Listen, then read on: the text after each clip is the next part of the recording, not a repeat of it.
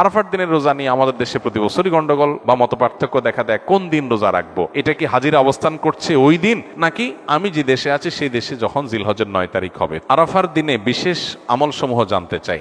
আরাফার দিনে একদিকে হাজি সাহেবদের জন্য আমল, আরেকটা হলো যারা আরাফার ময়দানে নাই তাদের জন্য আমল। যারা হাজি সাহেবরা আরাফার ময়দানে অবস্থান করছেন তাদের জন্য ওই দিনের সবচেয়ে শ্রেষ্ঠ আমল হলো লা ইলাহা ইল্লাল্লাহু ওয়াহদাহু লা শারীকা লাহু লাহুল মুলকু ওয়া লাহুল হামদ ওয়া হুয়া আলা কুল্লি শাইইন কাদির। এটা মুহাব্বতের সাথে অর্থ বুঝে ধীরে ধীরে বারবার করে পড়তে থাকা, এটা হলো সবচেয়ে বেশি প্রয়োজনীয় কাজ। কেন?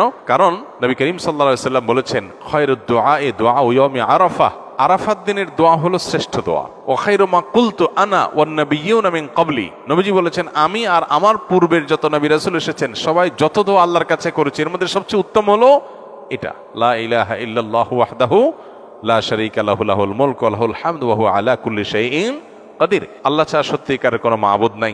লা ইলাহা ইল্লাল্লাহ ওয়াহদাহু লা শারীকা লাহু, তিনি একক এবং তার কোনো শরীক নাই। লাহুল মুলক ওয়া লাহুল হামদ, রাজত্ব এবং প্রশংসার অধিকারী একমাত্র তিনি। ওয়া হুয়া আলা কুল্লি শাইইন কাদির, তিনি সব কিছু করতে সক্ষম। বাহ্যিক দৃষ্টিকোণ থেকে এই বাক্যগুলোর মধ্যে কোনো প্রার্থনা নাই, তাহলে এগুলোকে দোয়া বলা হচ্ছে কেন? সেটা নিয়ে অনেক আলাপ আছে এবং মুহাদ্দিসিনে কেরাম একমত যে এইগুলো দোয়া।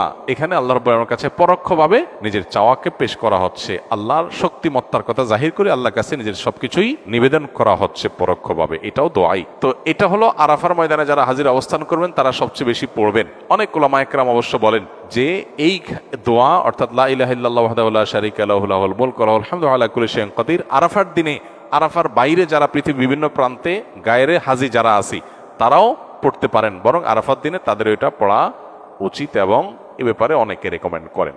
তাহলে একটা কারণে পেলাম লা ইলাহা ইল্লাল্লাহু ওয়াহদাহু লা শারীকা লাহু, এটা পড়া।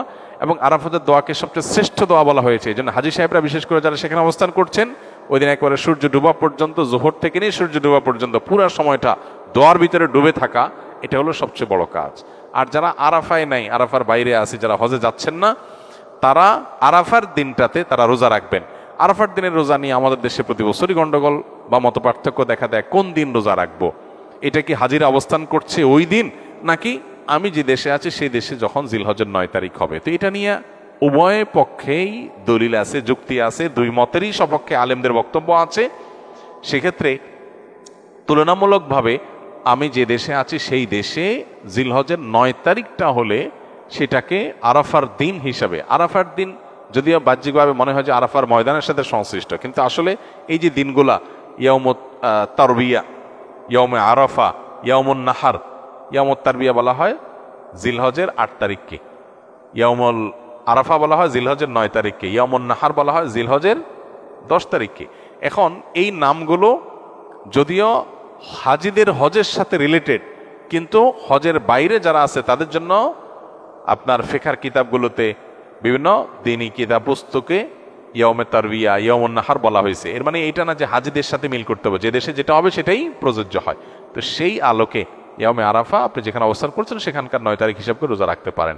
যদি আপনার কাছে বেশি মনে হয় যৌক্তিক যে না হাজিদের অবস্থানের সাথে মিল করে রাখাটা, যেহেতু নামের মধ্যেই ইয়াউমে আরাফা আছে, অতএব ওইটা আমি রাখবো, তো সেক্ষেত্রে আমি সেটাও করতে পারেন, কোনো অসুবিধা নেই।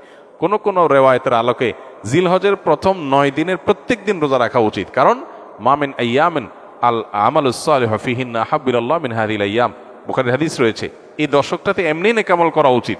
অতএব নফল রোজা আপনি প্রথম সবগুলো দিন রাখতে পারেন, তাহলে আর কোনো ইখতিলাফের ঊর্ধ্বে এমনিই উঠে গেলেন। অতএব আরাফার দিনে আরাফাতের বাইরে যারা আছেন তারা রোজা রাখবেন, আর আরাফাতে যারা আছেন তারা কি করবেন? ওই যে লা ইলাহা ইল্লাল্লাহু ওয়াহদাহু লা শারীকা লাহু বেশি পড়বেন, আর বেশি বেশি আল্লাহর কাছে দোয়া করবেন। দোয়াটা অবশ্য আমরা আরাফাতে যারা নাই তারাও করতে পারি।